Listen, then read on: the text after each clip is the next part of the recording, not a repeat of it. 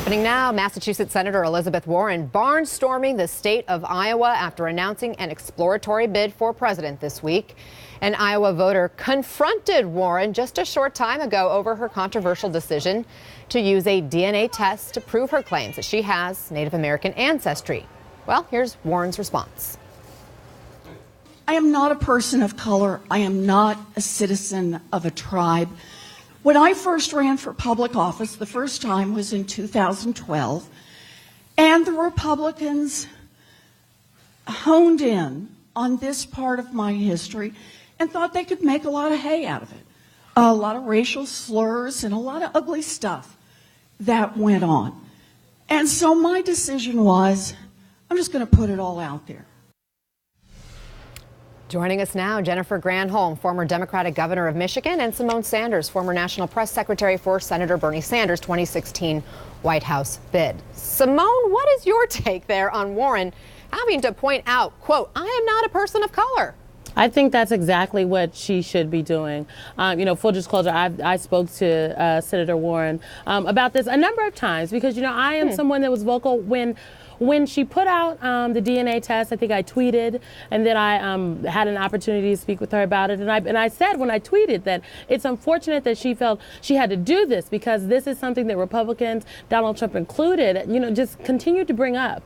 And I do believe that Senator Warren understands the sensitivities around it, the issues around it. But I think it's important that while she's out here on the campaign trail, that folks understand that, one, she knows that she has to marry her message with the real issues that folks are dealing with every single day in their lives. And there are issues that people of color in this country deal with that non-people of color do not. And Elizabeth Warren, I think in a lot of the policies that she has put forward since she's been a United States Senator, understands that and demonstrates that via her policy. I think it's important that she says it. And that is why she is saying, I am not a person of color, because it's an acknowledgement that a number of people across this country need to hear. I'm not a person of color, but I understand the plight, and I am willing to not only be an ally, but an accomplice. So I was happy to hear her say that. She's not a person of color, but she is a woman, and that seems to be causing a little bit of a kerfuffle. This Iowa trip comes amid the headlines of ones like this. Politico, Warren battles the ghost of Hillary. From the Washington Post here, before you run against Trump, you have to run against Hillary if you're a woman. That article going on to say the women looking at White House campaigns continue to shoulder gendered criticism and demands not placed on their male counterparts. To be strong, but not too tough. To be assertive without being pushy. Lest voters turn away for reasons that they may not acknowledge are sexist, but that researchers say are. Jennifer, is it sexist to compare Elizabeth Warren to Hillary Clinton? Yeah, I mean, every woman's going to be compared to Hillary Clinton, and every woman is going to be expected to be likable and have that, try to prove themselves to be likable in a way that men don't have to. I mean, there's just research after research after research that shows that if a woman seeks an office, if a woman looks like she's too ambitious, all of a sudden she's not likable anymore. And so women who are running for office have to deal with this all the time. Women have to worry about the tone of their voice. People don't necessarily equate power with a woman, the timbre of a woman's voice. And so those kind of issues women have to deal with all the time. I say to this to women who are running, look, you know it's out there, and to the media commentators and those who are covering this, you should know it's out there too, and check yourself, check your own biases. But for the women who are running, just recognize that that underlying bias is there, and know that people don't want to elect someone they see as, or that they believe see themselves as a victim. They want to elect a warrior. So know that the stuff is out there, but be their champion, be their warrior. Don't be a victim, and run like you believe that wholeheartedly, because you want to be their voice and their fighter rather than someone who sees themselves as a victim. And advice coming from somebody who has claimed victory in one of these races, even despite some of the sexism that exists in our culture. Well, Warren, even Clinton, they were not the first candidates, however, to deal with issues of likability, right? I mean, here's what was said about former Vice President Al Gore in 2000 and Republican Mitt Romney in 2012, both of whom are men. Watch.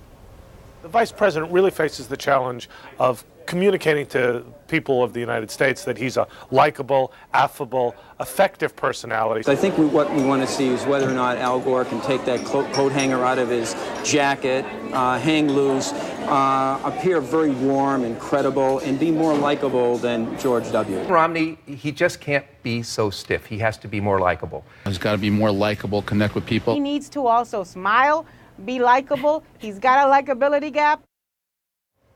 So it's not just about women here, Simone. Likability, obviously something that has influenced voters in presidential elections for decades. I mean, absolutely. Look, the fact that people often say that folks want to elect somebody that, yes, they want to be their champion, but somebody that they want to have a beer with, somebody that they like. That's why oftentimes you'll hear people talk about a number of different types of elections being popularity contests, which frankly, I don't think that's what this 2020 Democratic presidential primary will be. With that being said, when folks talk about likability when it comes to women, it's often they're talking about it in a way that says she's not likable because she's too strong. She comes off too shrill. These are things that if he were a man, 9 times out of 10 folks do not say that. And so I personally think we need to retire phrases like likability, like electability, phrases like viability, because oftentimes we're not. When we talk about being likable, when we talk about being electable, when we talk about being viable, and we're talking about what's normal. What we think is possible. We are what we think is possible given what has previously happened in the past. These are not forward-looking or forward-thinking terms that allow us to stretch our imagination, that allowed us to elect the first black president of the United States, that allowed Hillary Clinton to be the first woman to be the nominee of either party. So that's why I think these terms are archaic terms that we just need to get rid of, and we need to start talking about values, issues, and ideas. Can I just jump in on this, Anna? Yeah, I mean, I agree that we want to talk about issues, but I also think that likability, whether you're a man or a woman, is an important issue, and that there is a sense of people wanting to relate. The beef that I had about this particular, the initial part of this conversation was that she was being compared to Hillary Clinton. Like all women are going to be compared to, to Hillary Clinton because they're a woman. It's not like Bernie Sanders is being compared to, is he as likable as Barack Obama? It's the bottom line is women and men are going to be running. This is going to be an awesome primary. You're going to have so many people. There's going to be such a chance to have conversations about how people will help everyday citizens, the middle class, et cetera. That is super exciting, regardless of their gender. I hope the folks in Iowa and New Hampshire and Nevada and South Carolina, who are the first primary states, have a really great chance to vet and see and have these conversations. I wish I were an Iowan in these days, because it would be so awesome to have those conversations. And hopefully people take people for who they are and not for the shape of their plumbing and not for the color of their skin, but what is it they're going to do for them. And if they're likable, great.